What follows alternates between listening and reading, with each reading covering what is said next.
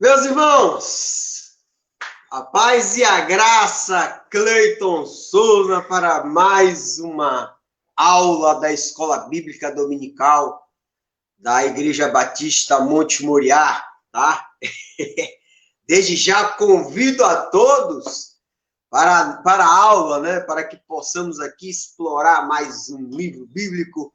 E desta vez o livro é bastante complexo, é um livro um tanto quanto complicado, né, de tão fácil leitura, mas aqui a gente vai tentar envidar o máximo dos esforços para tentar facilitar exatamente a identificação de todos os temas apontados neste livro, também. O livro de hoje, para que os irmãos possam localizar desde já, é o livro de Zacarias, né? É o penúltimo livro do Antigo Testamento. Pensa aí. Veja o quanto nós já caminhamos, né? Já estamos no penúltimo livro. E o último justamente vai ser Malaquias. Posteriormente, vamos ter um período de 400 anos de silêncio profético, quando então uma voz que clama do deserto, João Batista, o maior de todos os profetas, vem para anunciar a vinda do Cristo Jesus, nosso Senhor. Então veja a importância desses profetas, tá bem? Vou fazer uma oração para que Deus possa nos abençoar nessa empreitada e que de fato Ele possa aí nos instruir de forma correta, né, e coerente, para que possamos ensinar a respeito desse livro maravilhoso. Vamos lá, fazer uma oração. Maravilhoso Deus, Pai querido, ao Senhor, obrigado, Pai, por mais uma oportunidade. Obrigado, Senhor, pela oportunidade de poder estar aqui investigando, averiguando, explanando a respeito da Santa Palavra e poder apontar a respeito de um livro que tem uma importância fundamental, né, a respeito do povo israelita e a respeito da vinda do Cristo Jesus. Desde já, Senhor, muito obrigado. Peço, Pai, clamo e suplico para que no abrir de minha boca, Senhor, eu possa apresentar o mais correto ensinamento e assim possa frutificar, possa ampliar, possa edificar a vida dos meus irmãos e também os seus filhos. Amém? Amém, igreja! Hoje vamos falar do livro de Zacarias. Zacarias, o qual título aqui eu apontei? Zacarias, por meio da exortação e visão, trouxe esperança, promessa e edificação. Né? Muito interessante esse livro. Como já até mencionei, o livro de Zacarias é o penúltimo livro do Antigo Testamento. É o 38º livro da Bíblia, né? Até porque o Antigo Testamento é formado de 39 livros, né? Separados por blocos, por tipos de literatura, né? Livros da lei, livros históricos, livros poéticos e sapienciais, os livros proféticos, né? Então, de fato, tem essa importância salutar, né? Então, de fato, o livro de Zacarias ele é o penúltimo, porque justamente ele vai estar junto no bloco dos profetas chamados menores, né? É um livro composto de 14 capítulos, é um livro longo, né? Não é um livro curto, né? O livro antecessor, o livro de Ageu, é composto de apenas 2 capítulos, né? Enquanto que Ageu são 14, né? Um livro extremamente extenso, né? Considerado a literatura escrita pelos profetas menores, tá? Dentre os profetas menores, como nós já sabemos, tem os profetas maiores, Isaías, Ezequiel, Jeremias e Daniel. Justamente são chamados profetas maiores porque eles escreveram mais, né? E os profetas menores porque justamente são aqueles que escreveram menos, eles apresentaram a mensagem de uma forma mais sintética, né? Então, por isso que é chamado de profetas menores, porque os seus escritos são menores, tá? Dentro dos 4 maiores, e tem 12 menores. Justamente Zacarias é o penúltimo. Já falamos de Oséias, que casou com a prostituta, Joel, que vai falar sobre a questão da praga dos gafanhotos, Amós, justiça social, Obadias, falando sobre os edomitas, Jonas, o profeta fujão, vai falar para os ninivitas, Miqueias também reafirmando aquilo que Oséias apontou, falando sobre a justiça social, falando sobre Naum, justamente o cumprimento da profecia de Jonas em desfavor dos ninivitas, falando sobre Abacuque, né, justamente o abraçar a fé, falando sobre Sofonias, né, sobre o dia do Senhor, de forma muito magnífica, apontando a palavra de Deus. E na semana passada falamos sobre Ageu, e Ageu justamente que falou sobre, foi um profeta muito importante, tratando a respeito da restauração do templo de Deus, né? Então, lembremos que dentro dos profetas menores existe aquela classificação daqueles profetas da restauração, que justamente são os 3 últimos profetas menores, né? Ageu, Zacarias e Malaquias, né? Como já falei na aula anterior, que Ageu e Malaquias, de fato, pregaram no mesmo período.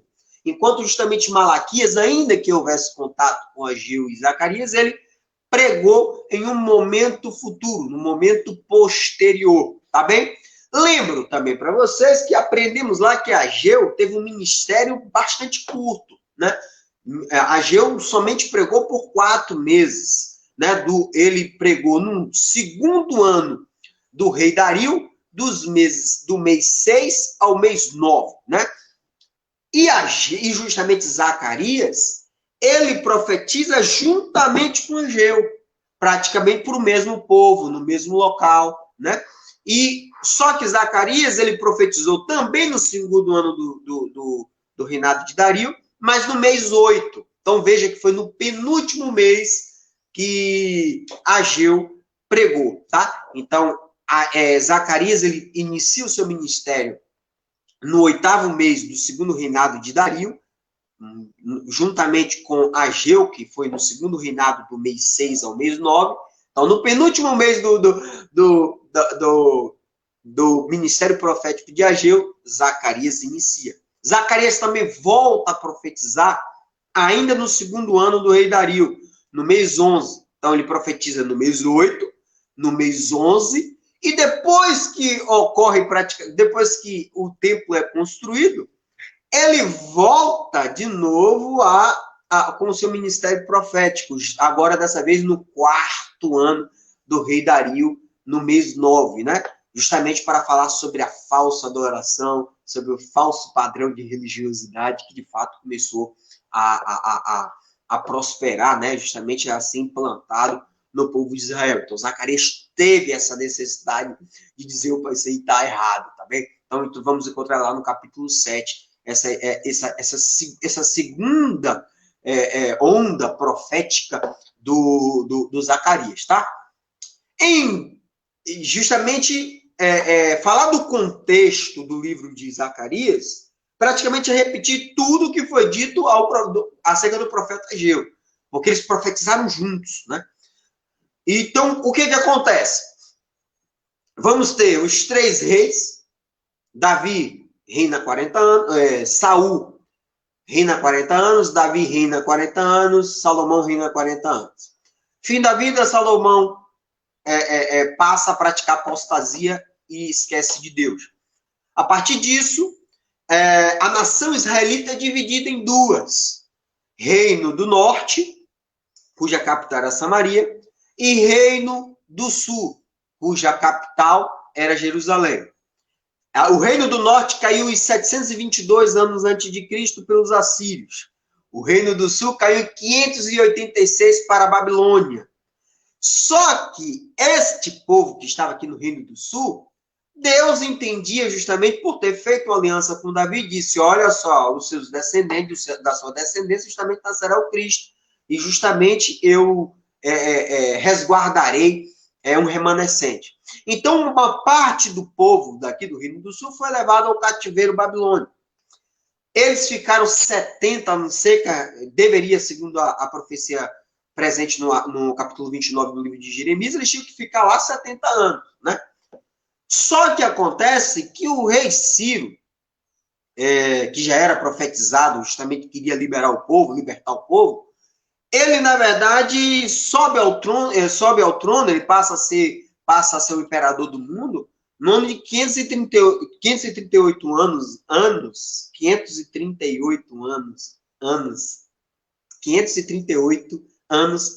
de Cristo, ele passa a ser o imperador mundial.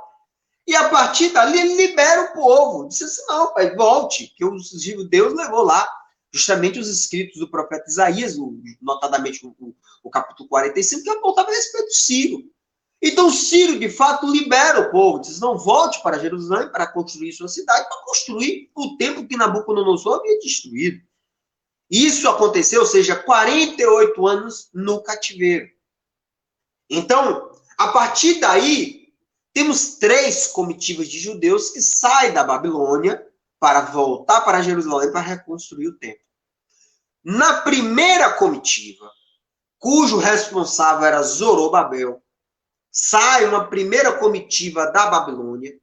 Esta comitiva, ele ia com cerca de 50 mil judeus, e eles levavam cerca de 5.400 objetos de ouro, aqueles objetos que estavam no templo.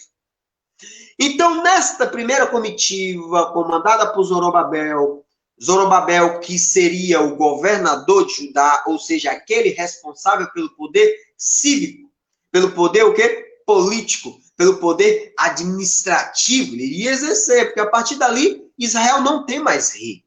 Ele tem governador, Zorobabel. E no campo espiritual, tínhamos o grande sacerdote, que era Josué. E nesta comitiva, dentre os 50 mil judeus, foi Ageu e foi também o profeta Zacarias. Então, eles profetizaram na primeira comitiva. Essa primeira comitiva consegue, de fato, construir o templo. Mas não consegue justamente implantar um reavivamento espiritual, cuja responsabilidade vai ter a partir de Esdras. Aí, quando sai a segunda comitiva com Esdras, em 458, onde ele leva consigo cerca de 1.754 judeus, levando mais de 3.500 toneladas de ouro, 22 toneladas de prata, justamente no intuito de reafirmar a reconstrução de Jerusalém. E é justamente o responsável para apresentar um sistema público de ensino religioso para a nação. Esdras, a partir, vamos encontrar em Esdras capítulo 7 em diante, vamos encontrar a história de Esdras. Esdras também falha, não consegue resolver. Então sai uma terceira comitiva. Essa terceira comitiva é justamente comandada por Neemias, né? Onde vai justamente Neemias e o profeta Malaquias, que é o próximo profeta que vamos aqui explanar aqui na escola bíblica com a permissão de Deus na próxima semana. Neemias sai em 444 anos, sai com a escolta militar e com muito material. Então, são 3 comitivas para reconstruir Jerusalém e o templo. Mas o recorte histórico referente a Ageu e a Zacarias é a primeira comitiva. É aquela que Ciro justamente baixa um decreto para todo o império, dizendo onde tiver judeu e ele queira cultuar o Deus dele e queira voltar para a terra, ele está liberto da escravidão e do cativeiro. E ainda determinou que o povo justamente persa tinha que dar materiais, ouro, justamente animais, para que fosse feito o holocausto, tá? Então, esse é o recorte histórico, tá? Mas, antes da gente adentrar a respeito de Zacarias, eu vou pedir para que todos abram o livro de Ageu, capítulo 2, porque já que Ageu profetizou do mês 6 ao mês 9 do segundo reinado de Dario, enquanto que Zacarias passou a profetizar a partir do mês 8, Ageu apresenta uma questão de impureza espiritual que estava ocorrendo justamente na terra, em Jerusalém. Motivo pelo qual, justamente, Zacarias vai trazer uma ideia bastante diferenciada de Ageu. Daqui a pouco vamos entender. Porque Ageu, ele traz uma exortação direcionada para a construção do templo. Enquanto que Zacarias traz uma ideia, uma exortação profética, um ministério profético, no sentido que o templo fosse reconstruído de fato também, mas também trazendo uma ideia de guerra espiritual. Ele trazia uma ideia também de esperança futura do Messias. Então ele traz uma importância espiritual muito maior. Porque Ageu, visão física. Já Zacarias, visão espiritual. Mas ainda assim, Ageu nos ensina de uma forma magnífica. Ageu capítulo 2, a partir do verso 10, que ele vai dizer assim, ó, apontando a condição de impureza daquele povo. Olha só. Ageu capítulo 2, verso 10. Neste mesmo ano, no dia 24 do 9º mês, ou seja, do último mês do ministério de Ageu, que só foram 4 meses, o Senhor falou de novo com o profeta Ageu, e o Senhor Todo-Poderoso disse, ô Ageu, vá falar com os sacerdotes lá e peça a opinião deles a respeito da seguinte questão. Deus manda Ageu fazer uma pergunta, e toda vez que existem perguntas dentro da Bíblia, elas são retóricas, são perguntas que exigem uma avaliação criteriosa, traz o senso crítico daquele que deve responder a pergunta. Então, Deus manda o profeta perguntar, e o profeta pergunta. Ô, sacerdotes, suponhamos que alguém esteja levando na dobra de sua capa, ou seja, segurando um pedaço de carne que foi oferecido em sacrifício a Deus. Então, se a capa tocar um pão ou um cozido, ou um vinho, ou um azeite, ou qualquer outra comida, isso quer dizer que essas coisas ficarão também puras? O sacerdote diz, claro que não, Ageu. A pureza é dada somente naquela atividade religiosa, justamente aquele objeto que vai ser oferecido a Deus. Tratando a ideia de pureza, que a pureza ela não se transmite pura e simplesmente no tocar, né? Ela tem que ter uma simbologia, né? Ela tem que ter um sentimento, ela tem que estar direcionada com intento e por Todo-Poderoso, né? Verso 13. Aí Ageu perguntou ao sacerdote novamente, e se alguém ficou impuro por ter tocado um defunto, um cadáver, um morto, e depois tocar em qualquer daquelas comidas que será oferecida para Deus, que poderá ser oferecida para Deus, isso quer dizer que aquelas comidas se tornarão impuras? O sacerdote diz, sim, de fato elas ficam impuras, porque de fato o livro do Levítico assim aponta. Então, essas perguntas serviram apenas para a segunda afirmativa que Deus mandou que Ageu apresentasse. Olha só, Ageu capítulo 2, verso 14. Então Ageu disse, então já que fica impura, já que algo que está impuro toca em algo de fato que pode ser oferecido, tudo se torna impuro. Então o verso 14 vai dizer, o Senhor diz que é exatamente isso que acontece com vocês, com o povo. Para Deus, são impuros todo o povo deste país, todo mundo que voltou da Babilônia e veio para reconstruir o templo, para reconstruir Jerusalém, é impuro. Tudo o que eles fazem, desde a construção do templo, desde a construção da cidade, desde os sacrifícios que são oferecidos no altar, é impuro. Porque, de fato, não estava sendo feito segundo a vontade de Deus. Estava sendo feito segundo a vontade deles.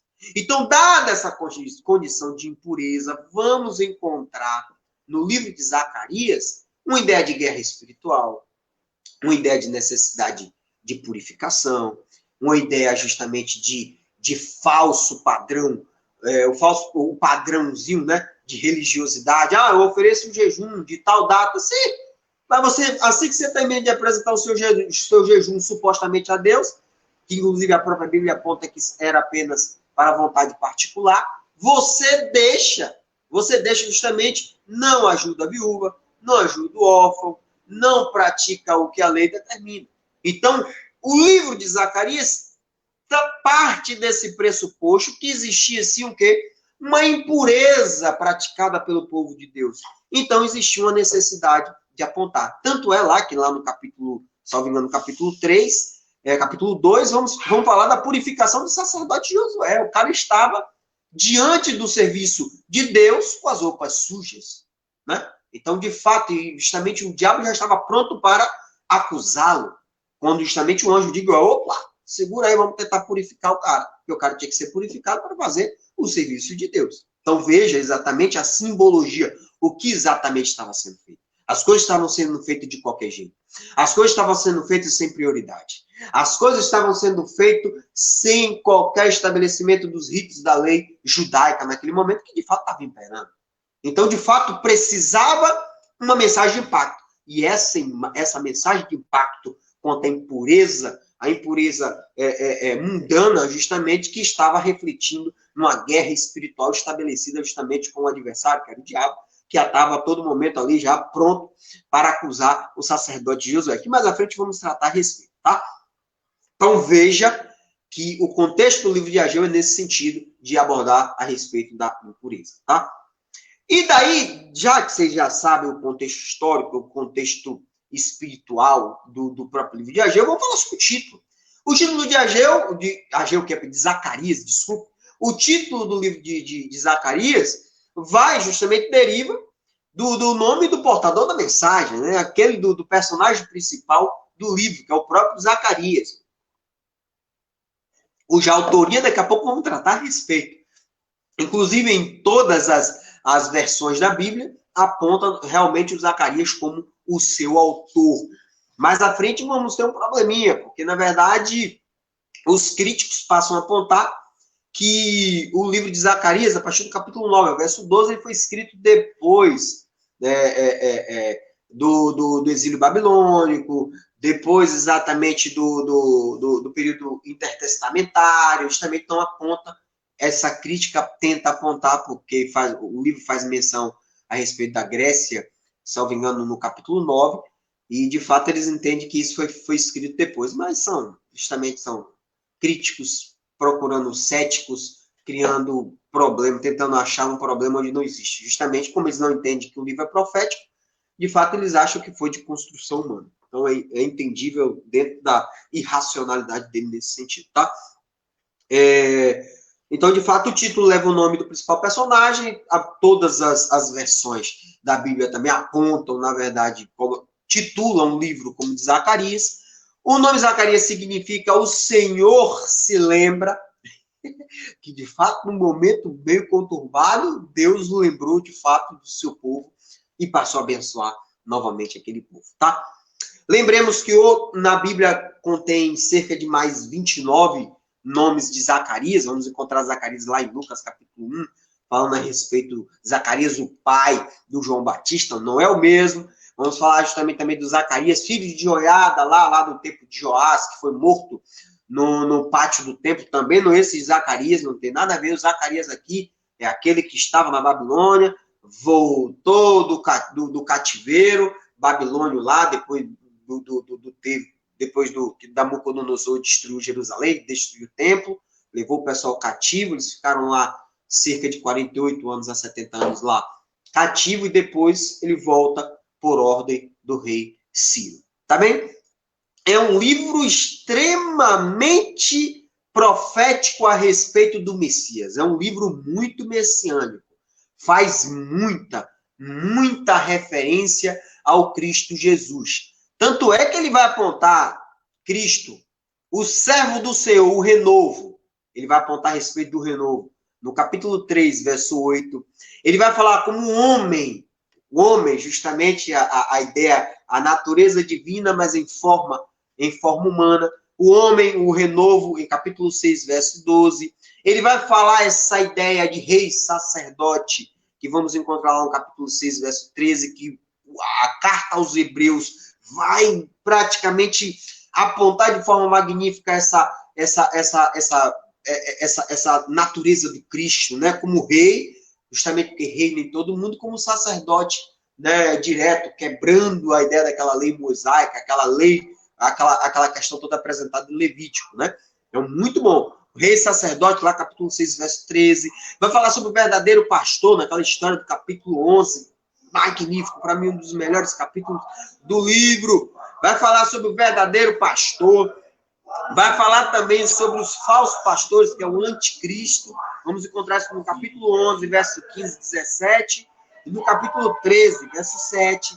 Vai falar sobre a traição do bom pastor, vai falar sobre que Cristo seria traído pelas 30 moedas de prata, lá no capítulo 11, na questão lá do Judas. Vai falar sobre a crucificação do Cristo Jesus, capítulo 12, verso 10. Vai falar sobre o seu padecimento, sofrimento, tudo que ele iria, mais ou menos, que ele suportaria, no capítulo 13, verso 7. Vai falar sobre a sua glória da sua segunda vinda, que é no capítulo 14, verso 4, uma passagem muito linda. Então veja que é um livro messiânico, é um livro que, na verdade, ele tinha essa ideia, a importância, para levar para aquele povo para dizer assim, olha, aqui não é só a construção de um templo. Aqui, na verdade, vocês estão garantindo a vinda do Messias. Vocês estão garantindo justamente aí a vinda do grande libertador, do Filho de Deus. Então, a importância do templo físico, mas que a importância daquele templo físico fazia uma alusão direta ao Cristo Jesus, ao Messias que viria. Tá? Então, ele aponta muito, ele tem essa ideia é um livro muito messiânico. Ele só perde para o livro de Isaías, né? Depois, mais dos profetas menores, nenhum deles chega nem perto da ideia messiânica, como o livro de Zacarias aponta, tá? Outra coisa, esse livro também é chamado de o Apocalipse do Antigo Testamento, porque também ele vai falar muito sobre a tribulação, ele vai falar sobre a segunda vinda, ele vai falar justamente sobre a intercessão de Deus e Jesus Cristo na escolha justamente naquela ideia da cidade santa, a elevação da cidade santa, muito bem apontada lá no Apocalipse. Então, praticamente aqui, ele faz um retrato do livro do Apocalipse, por isso que ele também é apelidado de o Apocalipse do Antigo Testamento. É um livro bem interessante para a leitura, tá? É um livro longo, mas vale muito a pena. Versículo-chave, por gentileza, Zacarias, capítulo 9, verso 9. Ele já vai nos dar ideia logo de cara do que ele quer dizer aqui a respeito do Cristo Jesus. Tá bem?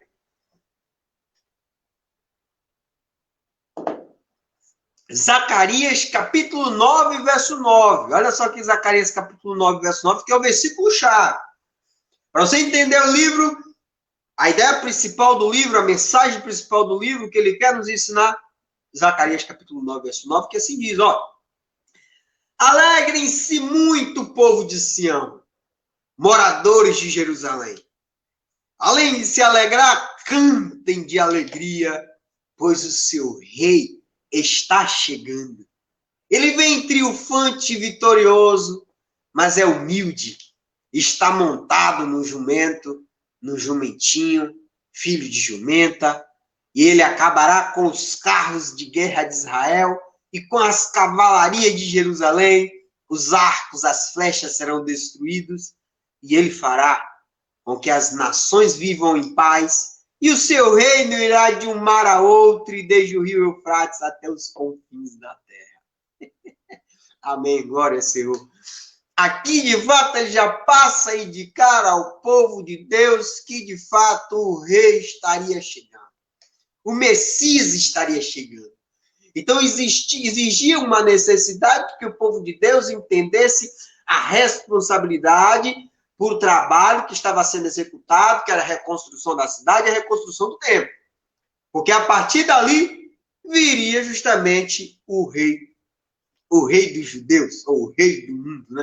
Justamente o filho de Deus, o Messias, o filho do homem, né? O príncipe da paz. Então, a ideia primordial é essa. Saibam que o trabalho de vocês não é apenas colocar pedra aí, pedra sobre pedra, cimento e madeira. Não, pelo contrário. Tem uma simbologia. O rei está chegando, né? Então, esta é a ideia referente a Cristo Jesus, o nosso Senhor. Tá bem? Então, isso é muito importante. Inclusive, faz uma referência lá à questão que ele vem triunfante, vitorioso e humilde, que ele vem montado no jumento e numa jumentinha, tá? E, na verdade, lembrando-nos que muitos falam que Cristo entrou com um cavalo, que não sei o que lá, porque a ideia do jumento e jumentinha já era utilizado lá em Israel, muito comumente utilizado na cultura, porque, de fato, como, na verdade, lá as pistas são estreitas, né? Sem falar que a plantação do local é baixa, né? Então, de fato, o jumentinho ele consegue se adaptar melhor ao local, né? Por isso que também, de fato, uma questão cultural que não se utilizaria o cavalo, né? Como normalmente os romanos fazem, né? E questão histórica, todos os reis faziam, questão geográfica também, como tem muitos locais acidentados, somente um jumentinho consegue suportar tranquilamente, subir e descer aquelas montanhas e tudo. E segundo, cada dos arbustos também, então eles preferiam andar no jumentinho, né? Tem uma ideia também histórico, geográfico e cultural. Tá? Então, por isso essa ideia do jumentinho. E a segundo momento, lembrando que esse retrato do Cristo entrando triunfalmente junto à cidade de Jerusalém, vamos encontrar lá em Mateus capítulo 21, Lucas capítulo 19, né, de Cristo quando justamente chega em Betfagé, chega no Monte das Oliveiras e pede para 2 discípulos ir buscar justamente o filho da jumentinha estaria preso. Ele vai encontrar lá o dono de casa. O que você quer, meu irmão? Não pode pegar aqui, não. Ele disse, não, pai, meu senhor está pedindo. E justamente o dono da jumentinha lembra, na verdade, que está escrito lá, depois vocês vão dar uma lida lá em Êxodo, capítulo 13, verso 3, que diz assim, ó, porém, todo primogênito da jumenta resgatarás com um cordeiro. Veja, a referência já em Êxodo da jumentinha com um cordeiro, né? Que justamente é o Cristo Jesus que resgata o jumentinho para entrar triunfalmente. E justamente a partir dali todo o povo judeu ali, entendeu exatamente como o Filho de Deus, tanto é que passam a gritar, Hosana, Hosana, filho de Davi, trazendo uma referência da descendência, justamente trazendo a ideia da sua santidade, né? Lembrando também que o dono do jumentinho só liberou porque a segunda parte de Êxodo, capítulo 13, verso 13, diz, e se não resgatar com o cordeiro, deverá cortar a cabeça do filhote da jumenta. Então, de fato, ele falou, vou ter que perder mesmo, então vou ter que entregar. Então, ele vai lá e entrega o filhotinho para levar para o Cristo Jesus, tá bem? Então, essa é uma ideia bastante interessante. Destinatário, o povo que vivia em Jerusalém, o povo, né? Que estava em Jerusalém, 586, ouviu a cidade ser destruída, viu o templo ser destruído, foi levado cativo para a Babilônia, ficaram lá cerca de 70 anos, depois de 70 anos vem o decreto de Ciro, eles são libertos do cativeiro, volta para a cidade para realizar esta construção da cidade e também do templo, tá? Então, esta pessoa que estava ali em Jerusalém, como também, justamente, são pessoas que voltaram do exílio. Finalidade, enquanto o Ageu tinha a finalidade de reconstruir o templo, ora, restabeleça suas prioridades, né? Considerai os vossos caminhos, estabeleçam Deus como prioridade, Deus em primeiro lugar. Zacarias já tem uma ideia mais de, além da ideia de construção do templo, porque o livro é dividido, são 14 capítulos, mas do capítulo 1 ao capítulo 8 vai falar sobre a questão, o período da construção do templo.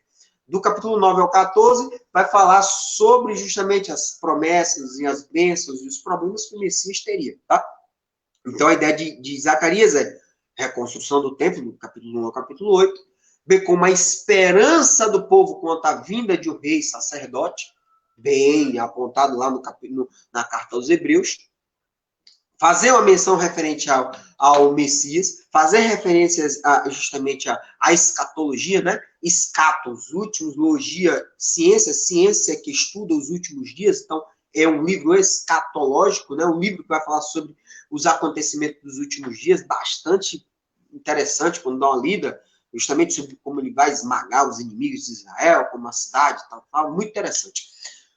A finalidade também ele direciona para 3, né? O povo, porque o povo estava cometendo pecados, estava sendo impuro, estava cometendo apostasia e estava cometendo um falso padrão de religiosidade, de adoração.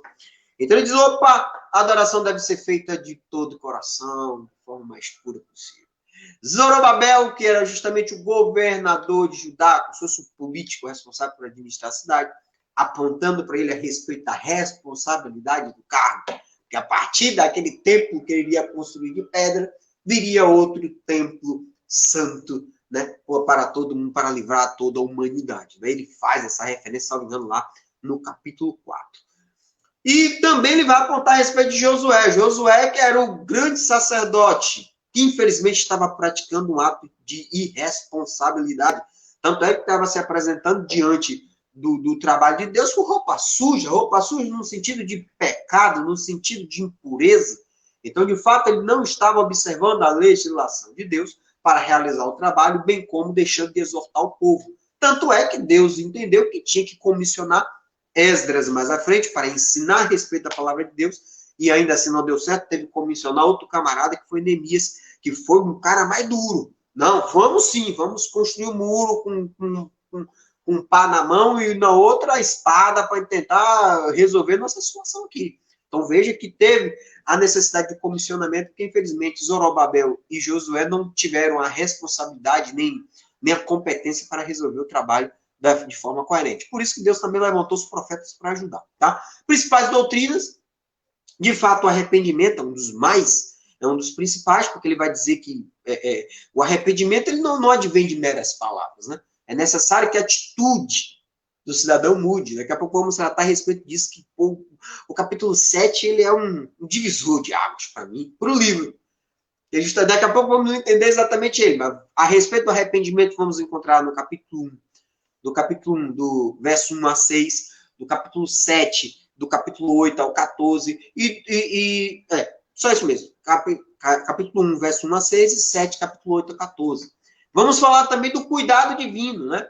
Justamente tratando sobre a volta do Cristo, justamente a vinda do Cristo Jesus na sua primeira vinda à Terra, e o segundo momento que ele vem para julgar todo mundo, né? Vamos encontrar isso aí no capítulo 1, verso 13, ele vai apontar a respeito a possível vinda do Cristo Jesus como cuidado divino de Deus.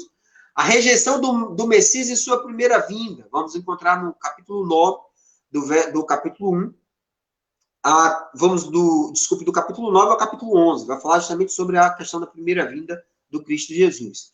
A aceitação do Messias na sua segunda vinda. Também tem essas principais doutrinas. Vamos encontrar no capítulo 12 ao capítulo 14. Enquanto do 9 ao 11 vai falar sobre a primeira vinda, onde ele vai sofrer, vai ser traído e tal, transpassado com lança. No capítulo 12 ao capítulo 14 vai falar sobre a sua segunda vinda, depois da tribulação, vindo para salvar, separar os bodes das ovelhas, tal, aquela questão toda que nós vamos aprender lá em Apocalipse, a partir do capítulo 12. E a vida em santidade, que ele vai trazer uma necessidade no capítulo 7, do verso 1 ao 7, que ele vai apontar a respeito dessa vida em santidade, tá? Muito interessante mesmo. O livro de Zacarias é um ensinamento muito bom. Quanto à autoria, né? Vamos encontrar falando sobre o profeta Zacarias em 3 passagens da Bíblia, né? Muito interessante. No livro dele, no livro de Esdras e no livro de Neemias, né? Então vamos ter mais ou menos uma base do que vai falar cada um. Sobre a autoria, o livro de Zacarias, capítulo 1, verso 1, vai dizer que ele apareceu, o ministério profético dele iniciou no 8º mês do 2º ano de Dario como rei da Pérsia. E o Senhor Deus falou com o profeta Zacarias, ele é filho de Baraquias e neto de Ido. O Deus Todo-Poderoso mandou que ele dissesse ao povo o seguinte, aí passa a apontar a primeira mensagem dele. Apenas 2 meses depois é que ele vem e aponta as visões noturnas dele, tá? Lembrando que Zacarias, juntamente com... Ele entra por rol dos profetas sacerdotes, né? Lembrando que profeta é aquele que vai apontar a mensagem de Deus, enquanto que os sacerdotes tinham a obrigação de ensinar a palavra de Deus, né? Então a Bíblia ele vai comissionar 3 profetas sacerdotes. Jeremias, né, justamente vai estar lá no capítulo 1 de Jeremias, vai apontar da cidade de Anedote. Vamos falar a questão de Ezequiel, que também era da família sacerdotal, de sacerdote, e vamos falar Zacarias, né, porque ele também é sacerdote. Por quê? Porque quando olhamos justamente lá no livro de Neemias, capítulo 12, Neemias ele vai fazer um inventário das pessoas que subiram, que saíram da Babilônia e foram para Jerusalém. E lá em Neemias, capítulo 12, verso 1, vai dizer, esta é a lista dos sacerdotes levitas que voltaram no cativeiro com Zorobabel, na primeira comissão. E ele vai dizer que no verso 16, Ido, que é justamente o avô de Zacarias, voltou com essa comissão. E, posteriormente, ele vai apontar que Zacarias também, no capítulo 12, desculpe, Zacarias no capítulo 16, como descendente de Ido. Então, o sacerdote Ido.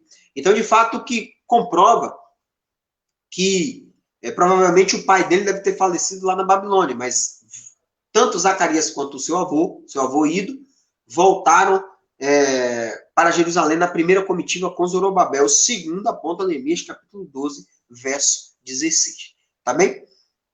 Ele também é mencionado no livro de Esdras, capítulo 5, verso 1, que vai dizer que Ageu e Zacarias, né, em nome de Deus, profetizaram para o povo, e em razão dessa mensagem profética deles, o povo passou a edificar a casa de Deus.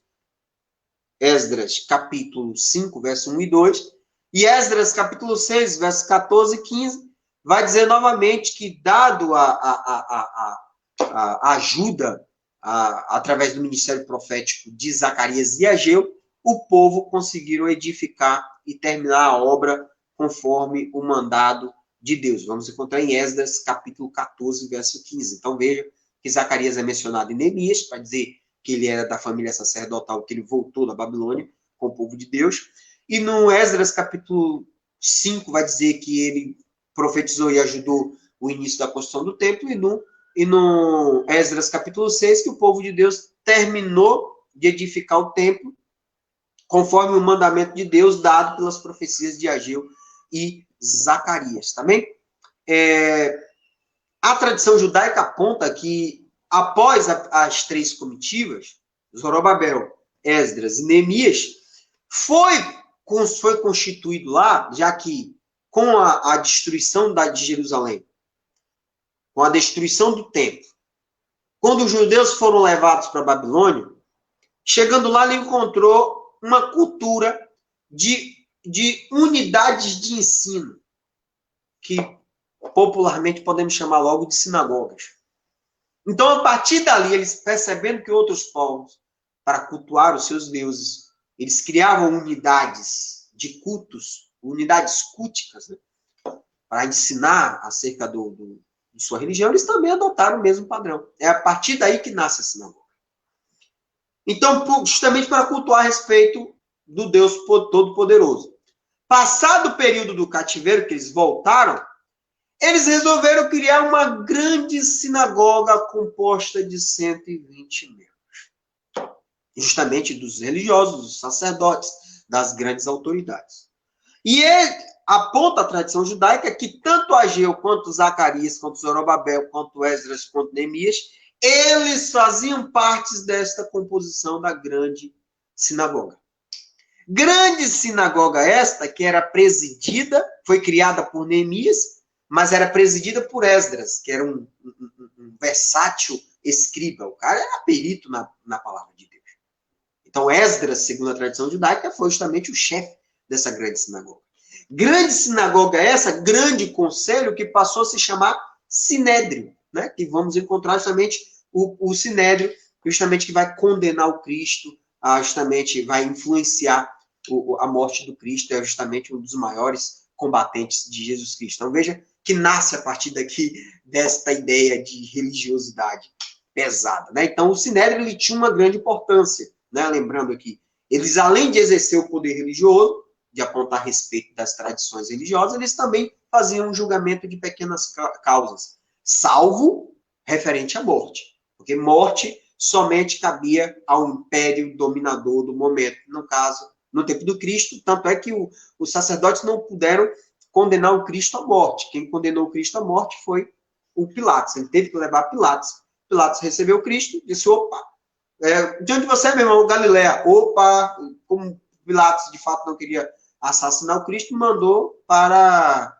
a jurisdição de quem? Que seria o Herodes Antipas. Herodes Antipas recebe o Cristo, pede para que Cristo faça maravilhas, e o Cristo não faz maravilhas, ele passa a escarnecer o Cristo, bota a roupa como se fosse de um rei, né?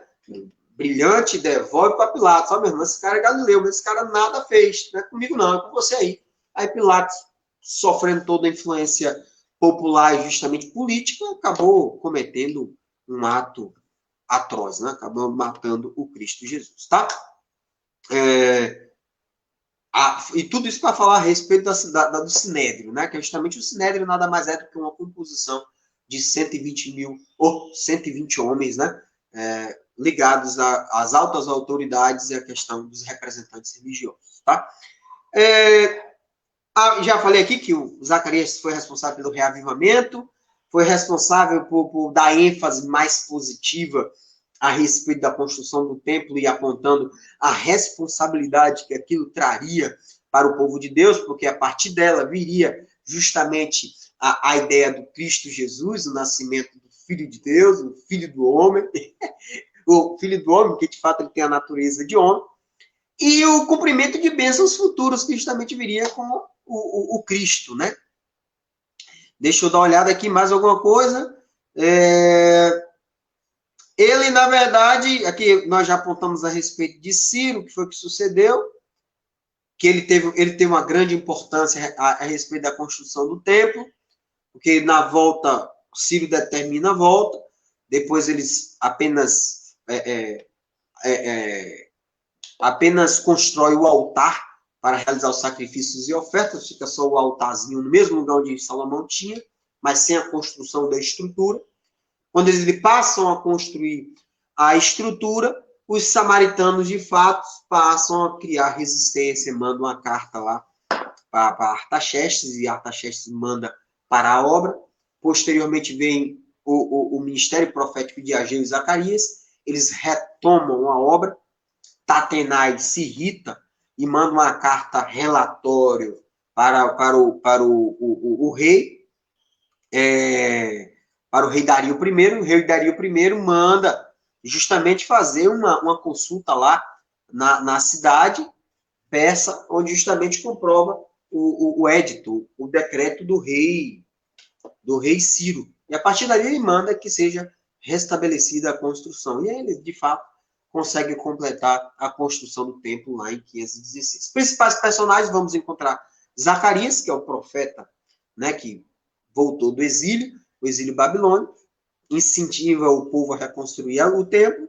Vamos encontrar Zorobabel, que é o líder dos exilados, é o responsável pelo poder cívico, do poder civil, do poder administrativo, do poder financeiro, do poder econômico, do poder político, cai todo na mão de Zorobabel. Inclusive, ele é o responsável é o representante oficial da dinastia davídica, porque tudo aponta que Zorobabel, ele é descendente do rei Jeoaquim, né? Então, por ele ser um príncipe, na verdade, o próprio Persa permitiu que ele voltasse como governador, motivo pelo qual, inclusive, a descendência dele, justamente, Cristo descende justamente de Zorobabel, né, que é o governador, que ele é o responsável pelo... a ideia do... É um rei, é como se fosse um rei vassalo, mas naquele momento não existia rei, né? Ele era apenas o governador, mais representante da linha davídica. Tinha também Josué, que era o grande sacerdote, né? O sumo sacerdote de Israel naquele momento.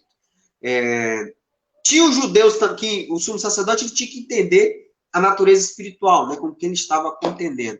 Tem os judeus que estavam reconstruindo o templo, que de fato ele tinha que obedecer a Deus, né? Isso vai estar muito bem evidenciado em inúmeras passagens. Obedeçam a Deus, obedeçam os estatutos e cumpram as suas determinações.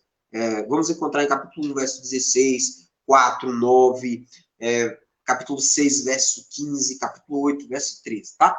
E aí, para finalizar a nossa aula, vamos falar sobre o esboço do livro de Zacarias, 14 capítulos.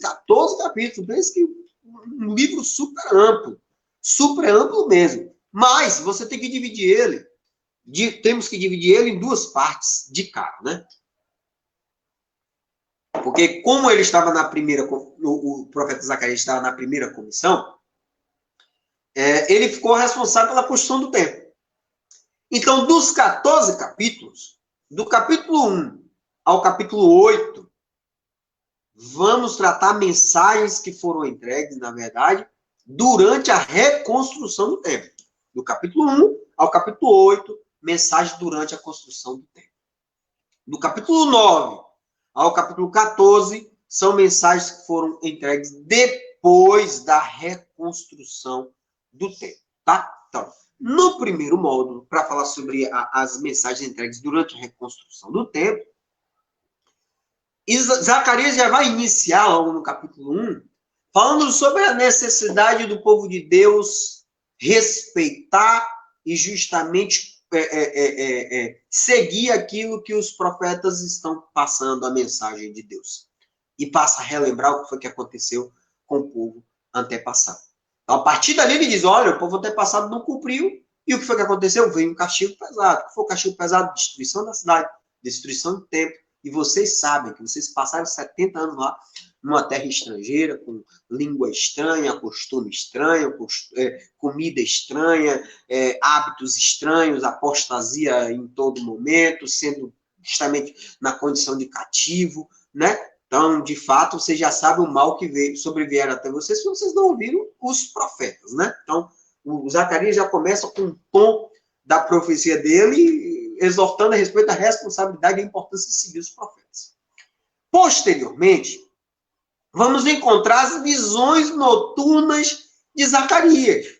Ele disse que de noite ele teve visões. 8 visões ao total.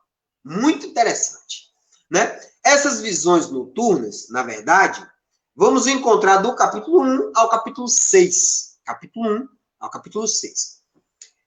Quais são? Vamos falar aqui rapidamente a respeito dessas 8 visões.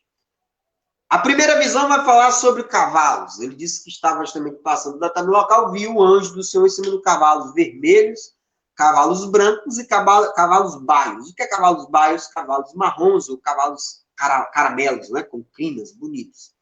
Ele disse que tinha um dos cavaleiros dos anjos que estava na moita. A moita faz uma referência de fato ali. A ideia é Israel, né? Moita, acho que vem o hebraico, que referir o nome de... acabei esquecendo o nome. Faz referência ao nome de Esté, né? Porque Esté, no momento em que o povo de Deus estava em Jerusalém, Esté justamente estava...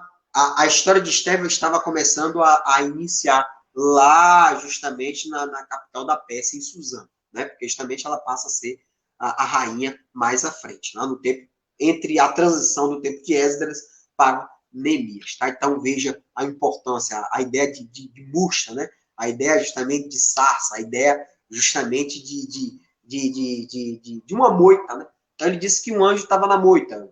Os eruditos passam a apontar que essa moita fazia referência a Israel.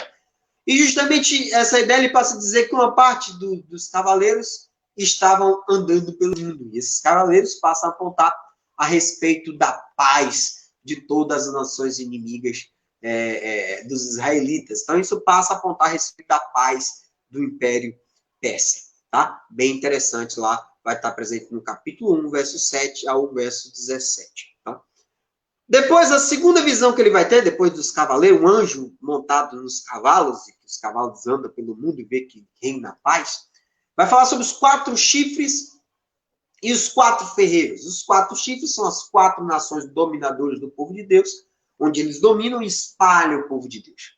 E os 4 ferreiros são justamente a justiça contra as nações inimigas, né? Esses 4 ferreiros são os homens de Deus justamente responsáveis por combater estas 4 nações. Tá? Isso tem uma visão para aquele momento, mas também tinha uma visão também futura. Até porque as 4 nações referenciadas, vamos encontrar aí a Babilônia, vamos encontrar os medo-persas, vamos encontrar os gregos com Alexandre o Grande, depois vamos encontrar os romanos. São 4 nações que, de fato, vão pressionar o povo de Deus e vai fazer justamente com que eles sofram bastante. Lembrando que o povo de Jerusalém em si não era uma cidade rica, não era uma cidade tão importante quanto aquilo que ela tinha na própria cidade.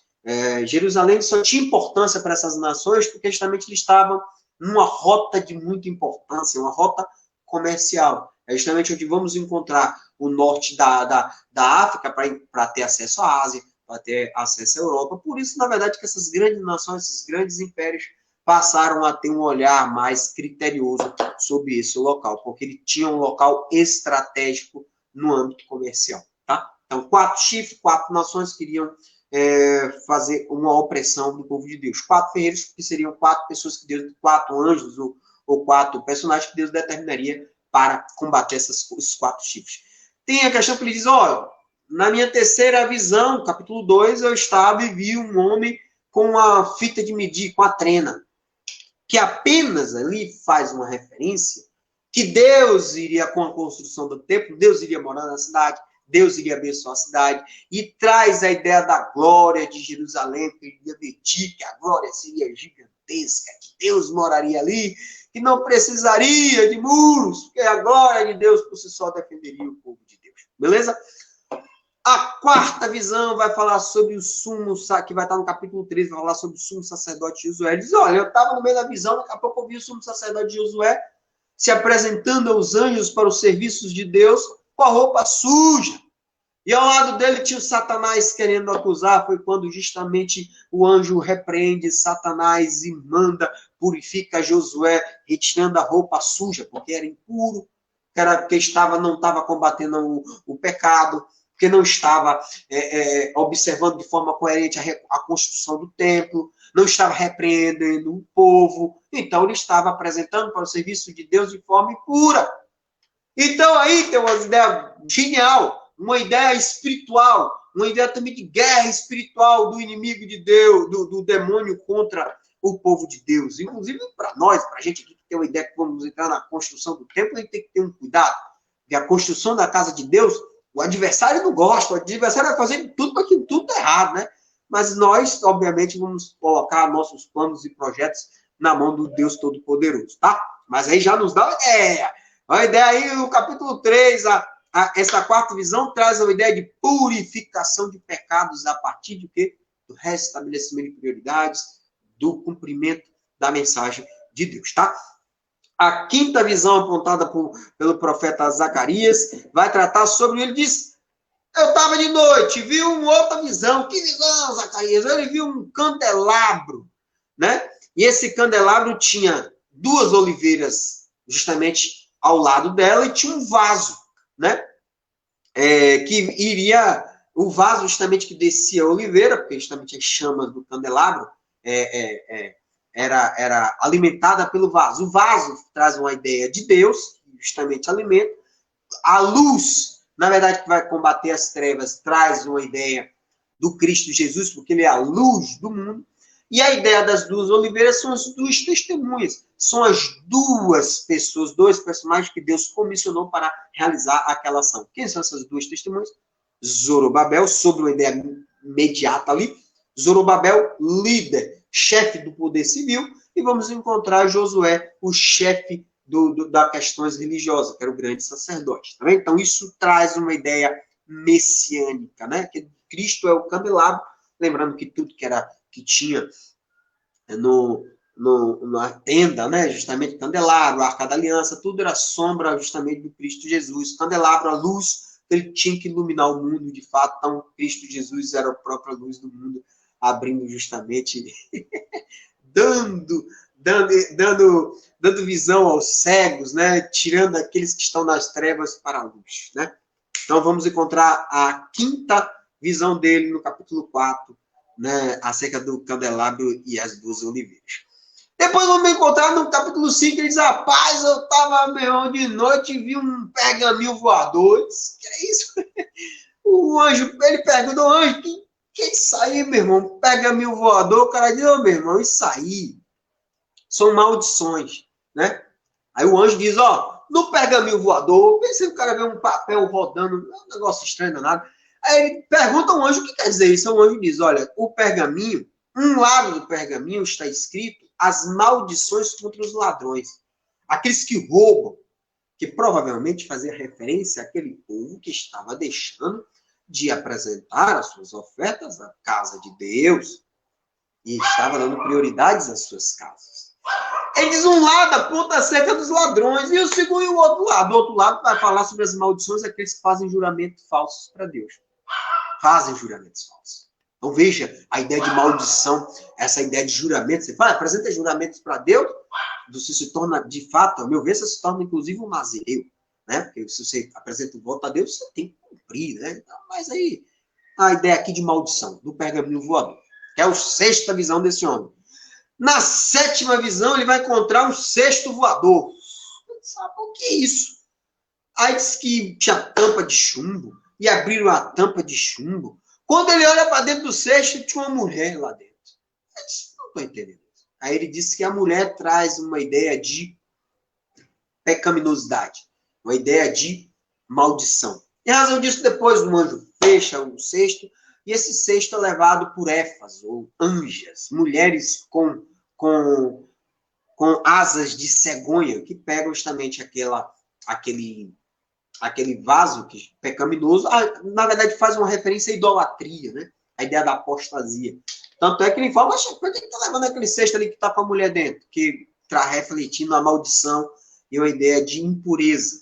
Ele diz, olha, vai levar para a Babilônia. Então, fazendo uma referência da apostasia, da idolatria que estava sendo apontada no povo de Israel, que mais à frente ele vai condenar também, tá? Por último, ele vai falar que no meio do monte ele viu um monte. No monte se abriu e saiu 4 carruagens, né? E aí essas 4 carruagens, ele pergunta o que é essas 4 carruagens? O anjo fala, essas 4 carruagens fazem referência aos ventos, ao poder de Deus para rodar por toda a nação, para aplacar a ira de Deus ou praticar o juízo de Deus. Depois ele vai apontar por onde cada carruagem iria. Tá bem? Esta ideia das 8 visões desse homem, né? 8 visões noturnas dele. Posteriormente, ele vai falar sobre, no capítulo 6, verso 9 a 15, sobre a coroação do sumo sacerdote. Ele fala que ia para Zacarias receber essa oferta de determinados indivíduos, que eram esses indivíduos apresentariam essa oferta, ele teria que fazer uma coroa, e não colocar a coroa, não era colocar a coroa em Zorobabel, que era o responsável político, não. A coroa tinha que ser apresentada no sumo sacerdote, o que faz a referência ao renovo, o que faz a referência a Cristo Jesus, a que faz referência ao rei sacerdote, que tão bem evidenciado no livro de Gênesis por Melquisedeque, né, apontando a respeito do Cristo Jesus como o rei sacerdote, né, bem referenciado lá no livro de Hebreus, lá a partir do capítulo 3. Tá bem? No capítulo 7, ele vai fazer referência, que para mim é o capítulo divisor de águas. Já estou terminando, viu, pastor? Um minuto só. O capítulo 7 vai dizer assim, ó, já que já estamos no processo de construção do templo, uma comitiva chega a Jerusalém e pergunta, mas a gente precisa estar ainda realizando o jejum aqui todo mês 5, é justamente o mês de setembro, que é o mês quando o templo era destruído, eles jejuavam e faziam oração. Então, o povo de Betel manda ele para Jerusalém e pergunta, eu preciso fazer ainda jejum aqui? E aí, a partir disso, Deus comissiona justamente o profeta para fazer perguntas aos sacerdotes. Se aquilo estava correto, né? E a partir das perguntas, inclusive ele já apresenta a informação do jejum, ele passa a dizer, rapaz, vocês estão apresentando esse jejum de forma errada, capítulo 7, verso 4 a 7, porque vocês estão praticando de forma pessoal, de forma automática, de forma instintiva. E buscar a Deus não é isso. Buscar a Deus tem que buscar de todo o coração, tem que buscar de toda a sua fé, você tem que direcionar para Deus, para justamente você ter essa conexão com Deus. E não você fazer, rezar o Pai Nosso todo dia, ir para a igreja todo domingo, vou ler, saber um salmo de cor, balela, pouco pó. Para Deus não é isso. Deus quer o seu coração. E geralmente essas pessoas dizem, rapaz, eu estou todo jejum, mas está fazendo 70 anos. Deus está falando, rapaz, se você vai fazer, você vai deixar de fazer, você já está fazendo há 70 anos. Só que você não está fazendo de forma de todo o seu coração. Você está fazendo sobre o âmbito pessoal, né? Posteriormente, ele vai dizer sobre a necessidade de arrependimento. Verso 8. Depois ele vai dizer, lá no capítulo 7, fantástico, o capítulo 8 ele vai dizer a respeito da verdadeira adoração, onde ele vai trazer a sinceridade, né? A sinceridade. E através dessa sinceridade, a aliança seria restaurada, né? Haveria o retorno daqueles que ainda estariam no cativeiro, haveria uma restauração do povo de Deus. E ele diz, lá no verso 8, capítulo 8, verso 18 a 23, vai falar sobre que os jejuns seriam transformados em festas. Para finalizar, do capítulo 9 ao capítulo 14, que são o trecho contestado pelos especialistas, dizendo que foi apresentado, foi escrito depois da morte de Zacarias, vai falar sobre a rejeição da primeira vinda do Messias, falando sobre justamente tudo aquilo que ele passaria. Vai falar sobre os castigos das nações, lá do 9 ao 11, né? Juízos contra a Filistia, Síria, Grécia. No capítulo 11, que depois do 7, o que eu mais gosto é o 11, vai falar sobre a história do pastor, o falso pastor, as ovelhas, né? Justamente que se irrita contra o pastor, a questão do anticristo, é fantástico. O capítulo 11, ele é, de fato, muito engrandecedor, tá?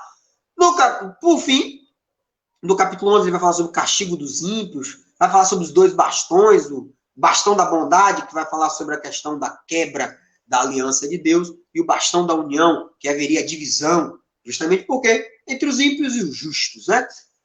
Capítulo 12 ao verso 14, do capítulo 12 ao 14, porque do 9 ao 11 vai falar sobre a vinda do Messias e o seu sofrimento. Do capítulo 12 ao capítulo 14, vamos falar sobre o castigo contra os inimigos de Jerusalém e vai falar sobre a segunda vinda do Cristo Jesus, o qual, só para você imaginar o quão lindo é esta passagem, eu sei que estou ultrapassei muito o meu horário, mas eu vou pedir só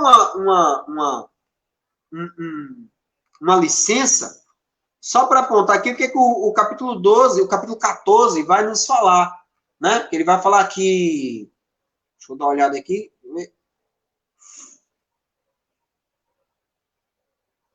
Eu acho, deixa eu dar uma olhada. Tá, não, é o capítulo 14, se eu encontrar aqui, eu acabo apontando, tá? Então, no capítulo 12 ao capítulo 14, vai falar sobre a vinda do Cristo Jesus, sobre a tribulação e a vinda do Messias para julgar todas as nações. Com isso eu encerro, senão vai ficar muito extenso esta explanação desse livro muito interessante.